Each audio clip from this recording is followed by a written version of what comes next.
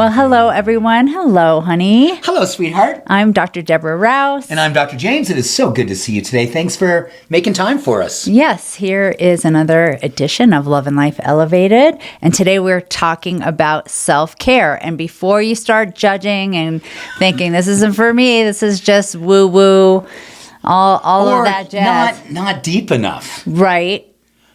Because I think sometimes self-care is such a ubiquitous word. It's almost like wellness was 20 years ago. It's just everywhere. And we sometimes just overlook it. So we're going to talk about self-care, but a much deeper application and the necessity of really understanding why we're doing it, the intention behind why we do it, and really getting clear about how important it is today.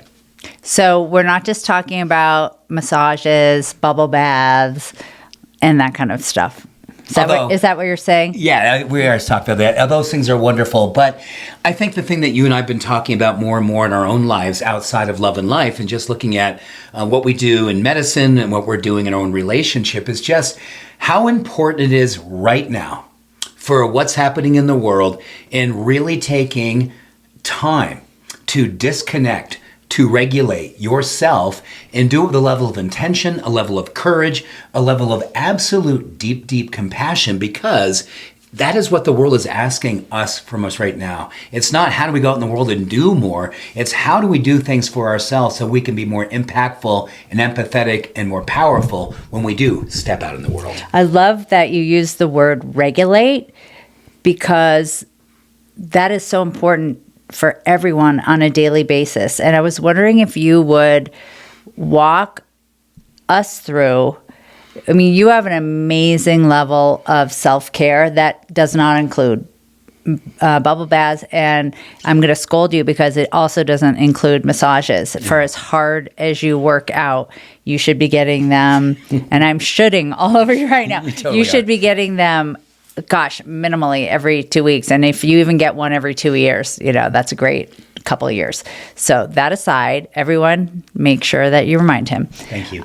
You have what I would like to say, minus a massage, impeccable self-care, because you end your day with it. And I know we've discussed your kind of mindful mornings, your morning high fives, your practice, your early wake up. And I would love if you would share your afternoon self-care ritual, because it's so consistent these days. It's so deep. You're so committed. And walk us through what that looks like and why you're doing it. Okay, I'm going to start off with the why. Okay. Because I think the why is really what gets us to do anything anymore. We need to have a big enough why to get us to follow through. So can I interrupt really quick? It's speak for me, right? You're just doing it for me? Yes. That's the why? That's the why. You are my why.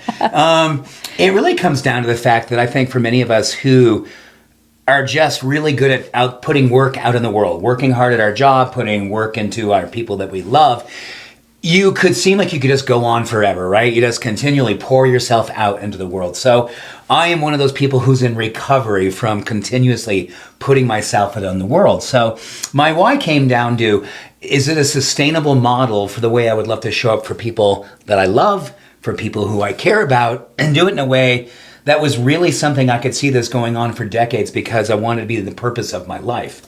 And I mean that sincerely. So I got really clear about the science behind what happens when we really have a shutdown experience, when you are literally shutting down the human doing and absolutely moving into your human being. Two things happen in your brain. Once we've made that decision, your prefrontal cortex sort of tells the rest of the brain, in particular your limbic system, hey, guess what? You now get a chance to surrender. You now get a chance to heal. You now get a chance to really see your own self-recognition in action. This is based on some powerful science from Tufts University. It came out 2 years ago. It's called the self-recognition practice, which is simply, it's a little bit different than gratitude, which I often had part of my evening practice. But self-recognition goes a lot deeper into the implications around healing, worthiness issues, self-recognition from a standpoint of helping our nervous system to regulate when we've been pouring ourselves all day out and in the midst of all this stuff that's happening in the world. Self-recognition means simply I write down 1, 2, 3, 7 things that I'm recognizing that I did that day that I'm proud of the way I showed up for them, and literally get very detailed, get granular. This can take 3, 4, 10 minutes. But why we do this, it impacts our brain, it impacts our nervous system, it impacts our immune system, it impacts our emotional well-being, and it literally helps us to be done with the doing and really transition powerfully into the being. So this is an a healthy aging strategy. This is a way in which we give ourselves permission to set our chemistry up for a good night's sleep. And one of the most beautiful things, it helps to build us into a place where self-esteem and confidence happen.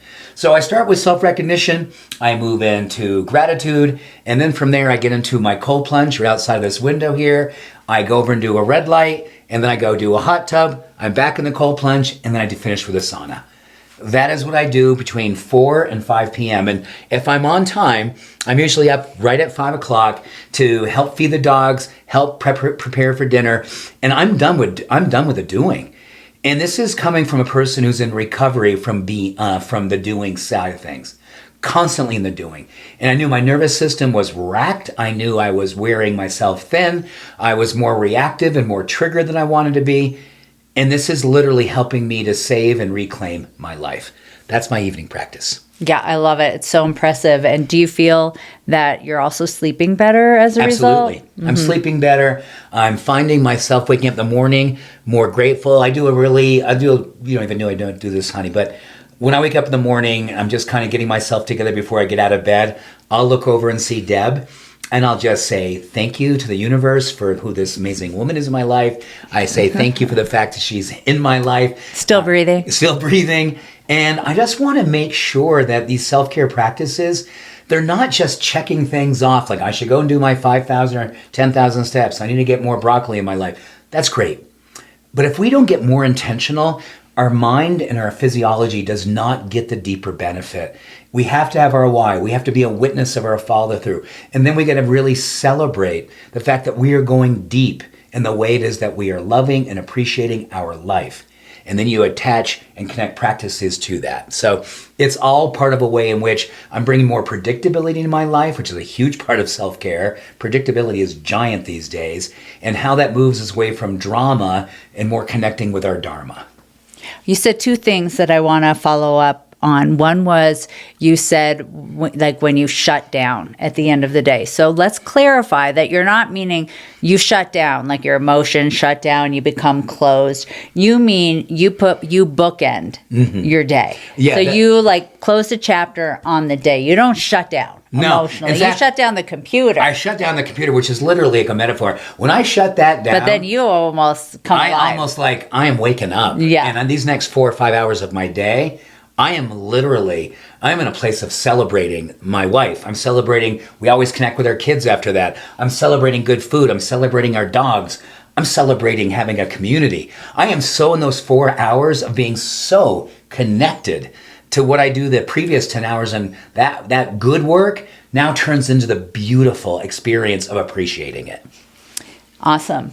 You also were, when you're mentioning your checkoffs, and you said something like it's not about checking off your 10,000 steps. However, I want to just acknowledge that we were able to celebrate a real awesome self-care goal with a friend last week. And so I really feel like this is a self-care declaration. So again, self-care doesn't have to look like massage. Self-care can actually take effort and meaning. So he set the goal to walk 10,000 steps 100 days in a row. And we just happened to be fortunate to be with him on that 100th day. Literally, as he crossed into his millionth step. Because we're so good at math. I just did it.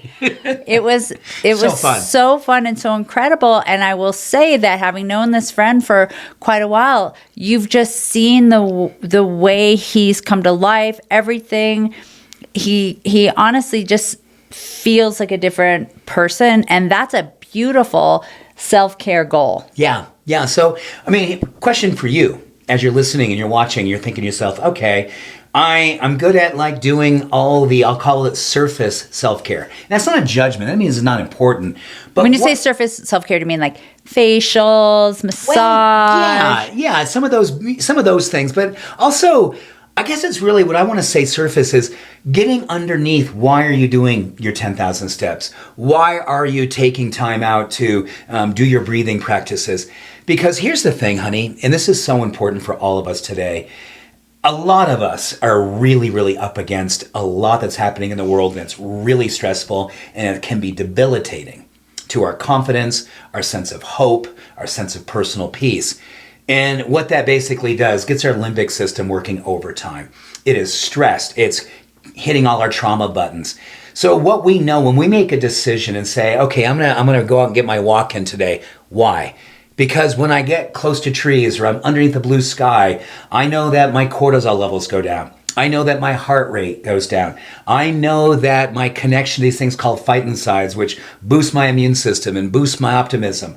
When we get granular and really think about what we're doing and why it's happening, my goodness, the systemic benefit where the limbic system starts to quiet down, the hippocampus where emotions start to get awakened going, I am more hopeful, I am more optimistic, I'm more powerful, I feel more in a way that I have this awesome locus of control. That's what I'm talking about, what going beyond just the surface of knocking off and going, oh cool, there's my 10,000 steps, move on. No, celebrate it. Celebrate it with all your heart, because that's where the imprinting and that's where the regulation happens and that's where the growth happens and the fortification of our sense of self. I love that idea. What are your ideas of like celebrating? Is it just more of an inner feeling? Is it an outward expression? Is it a thing? Or is it more like celebrate yourself just with the knowing? I think it could be all of those things. I'm pretty, I want to say this and not sound like a jerk. I'm really, really good at doing the things I say I'm going to do. I'm a follow-through person. I'm such a zealot. And that's probably a part of my addictive history that I'm addicted to following through now, and I'm grateful for that. But I think it's really about when you are actually in it, to be present for it. Because I think so often we're already going on to the next thing and we're not present for the thing that we're actually in. And really what we know is our neurochemistry needs to be present to get the real experience. That's where the celebration happens. That's where the endorphins kick in. That's where the more dopamine, the more serotonin, the more we regulate our natural pharmacy. It happens by being more present. So I'm all in when I'm in that sauna. You see me in there, and I'm all in. And Yesterday, actually, I caught him. He was like doing squats in the sauna, and I was like, "What are you doing?" And when I'm in my cold plunge, I actually do a prayer, the same prayer every single day. And it's because I want to be present. And I think that's really what I mean by celebrating. Be celebrating enough that when you're doing it, you're so all in for it. Harvard tells us that the average person is only present 49% of their life. And that's a big reason why we don't have a lot of self-confidence, because 51% of the time we're either in future fear or we're in past regret. So being present is heroic. And that's where a lot of our healing and the boosting of ourself really happens. I love that you're bringing in the physiology and the biochemistry, and along that line of thinking as doctors, I think it's really important to drive home this idea of all the science that there is to back up self-care. So like I was thinking of starting with Dean Ornish. And you've got a couple great things to share, honey. So Dean Ornish out of UC San Francisco, he's run multiple landmark studies that show that self-care practices like yoga, meditation, diet. The Ornish diet's been around for a while, and I think that's shifting, but gets back down to the healthy fats, good dose of fiber, eating your dark green leafies, and so forth. But stress management is huge. And all of these practices, also moderate exercise, of course, but it has been shown to reverse coronary artery disease and early stage prostate cancer. Like if that doesn't get you moving to be like, oh, this is something I need to pay attention to, I'm not really sure. It's like, I feel like that's the little prod that you need. There's your why. Yeah, that's a why. And that's like published in the Lancet, JAMA. This is real, like really been studied. And then you look at the cultures like the Dan Buttner and National Geographic study, the blue zones. And I know there's been talk about whether or not that's really a thing, But the bottom line is that the common findings were self-care traits: daily movement, plant-forward diet, social connection, which we talk about often, rest, purpose. Like, did you ever think that purpose is self-care? You know, we know personally and intimately maybe family members who went into quote unquote retirement, but without having a purpose, a future purpose lined out, and it doesn't end well. I'm just going to say that. So purpose is huge, and spirituality. These all correlate with the highest rates of longevity. Yeah, so I love the idea of spirituality and the way that it can be connected to a lot of things. So it can be, and self-care. Right. It can be church, it can be a spiritual community, it can be meditation, it can be any of those things. But interesting enough, nature, like you already talked about. Absolutely. I mean, for us, we have a forest walk every morning. We call the trees part of our church because they do have that same power. They lower stress, they boost cardiovascular health and benefit, mental health, just like going to church. Yeah, Fascinating. yeah. But here's what's interesting is that when UCLA looked at this idea, how do we define spirituality?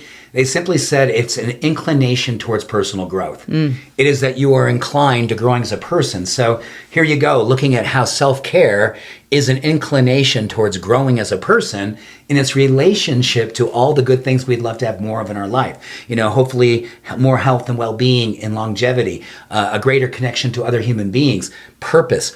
All of this is connected to spirituality. So it's very, very interesting how spirituality has been sometimes polarizing to people. It seems like, wow, it's a little too something or not grounded in enough. Spirituality is getting so much favor in all these scientific circles because it speaks to your decision to stand deeply in the truth of what brings you to life and then practice the things that give you more life. Then you have it. There's spirituality. And you can take it in all kinds of wonderful personal ways from there. A lot of people will connect their spirituality to their meditation practice. And meditation has literally been shown to protect your DNA. So it helps lengthen telomeres. And with that, you decrease risk for all kinds of diseases of aging, like the hallmark diseases of aging. And so like cancer or heart disease, for example. But that self-care literally lengthens your telomeres. So, sweetheart, I have a question for you because I've had a chance to witness this. For a lot of women, and I don't want to sound like this is a sexist question, but this is my experience with being with Deborah for over 30 years, watching her as a mom with kids at home, and then watching her as a mom with kids now out in the world. How has your self-care practice changed or evolved, given the fact that you now are with an empty nest, not necessarily have more time, but you're getting an opportunity to acquaint where a lot of energy went into stewarding our kids so hands-on. And now, do you see windows where you've had an evolution of how your spirituality has been connected to the exercise you've never missed workouts, even when you were fully with the kids. But how have you seen that shifted for you? Because I've had a chance to watch this. Yeah, I would love to hear what you witnessed because to your point, I think I woke up earlier when the kids were still in school because I knew I was going to get it done. So most my self-care practices were shifted earlier. I would say I haven't done great at the woo-woo practices like bubble baths and massage, and that really hasn't changed. So part of that is a note to self that I want to do more of the frilly self-care in addition to kind of the work of self-care. I would say I have less worry going on in my brain, and that's the chatter during meditation. So I can kind of just get clear earlier. I don't feel guilty if I want to go out for a walk on myself because that by myself, sometimes you might take it personally. What? I'm not invited?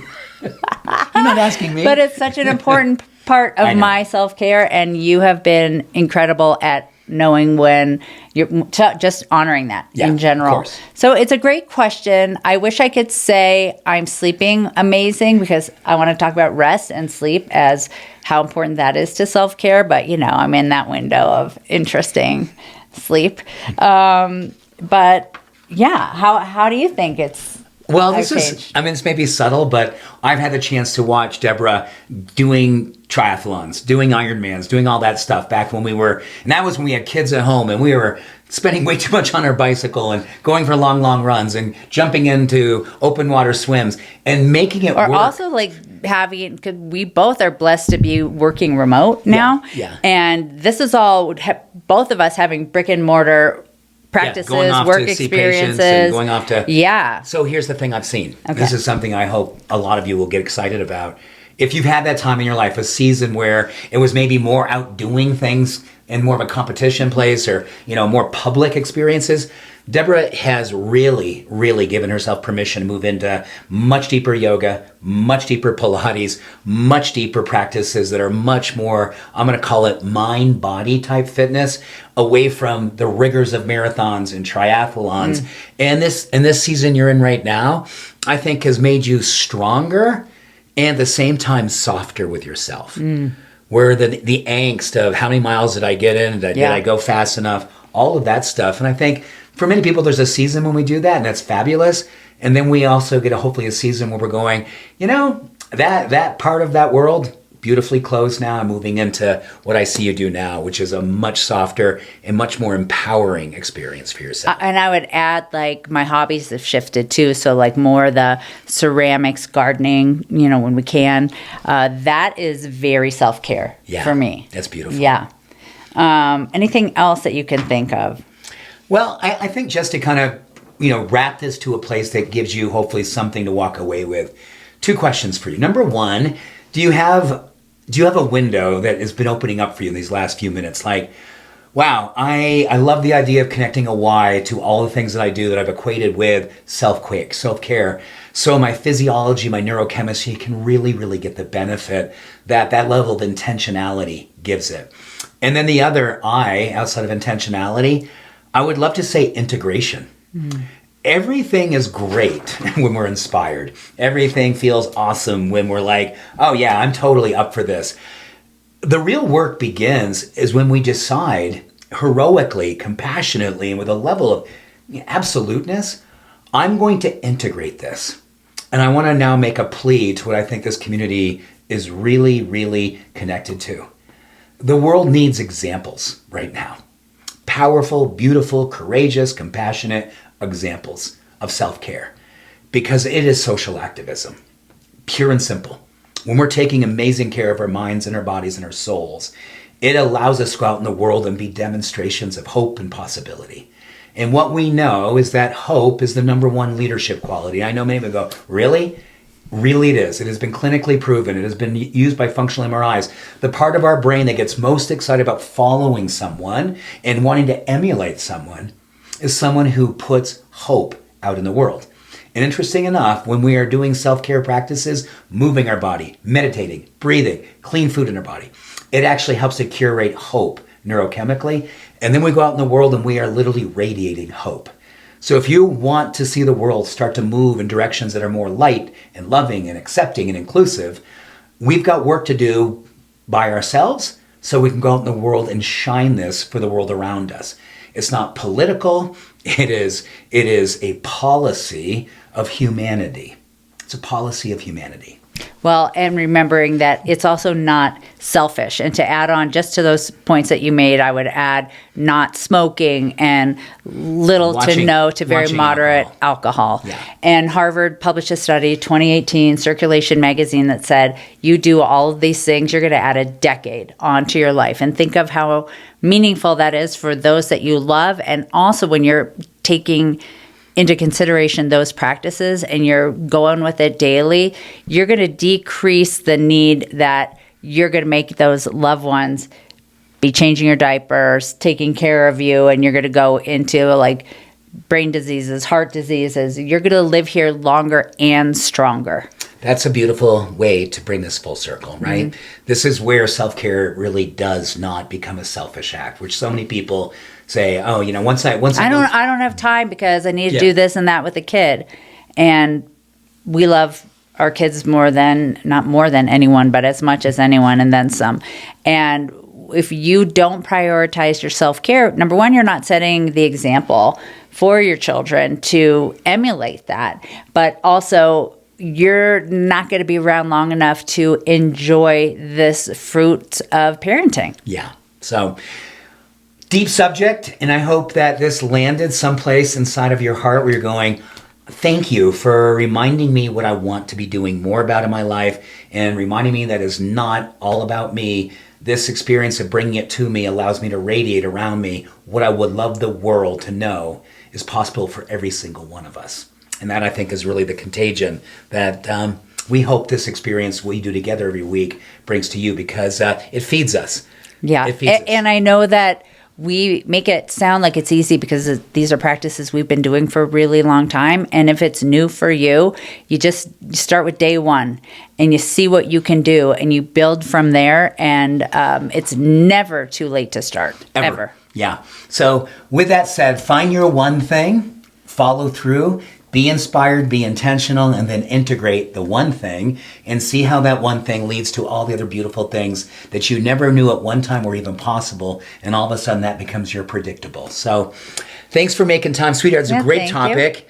And we hope it lands well for you. We look forward to seeing you next time, and go out in the world and shine the light right now, because the world is looking for demonstrations of what makes you come alive. Will help them to follow what that was for them too. So until then, thanks so much for being here. Take care. We'll see you soon. much love. All blessings.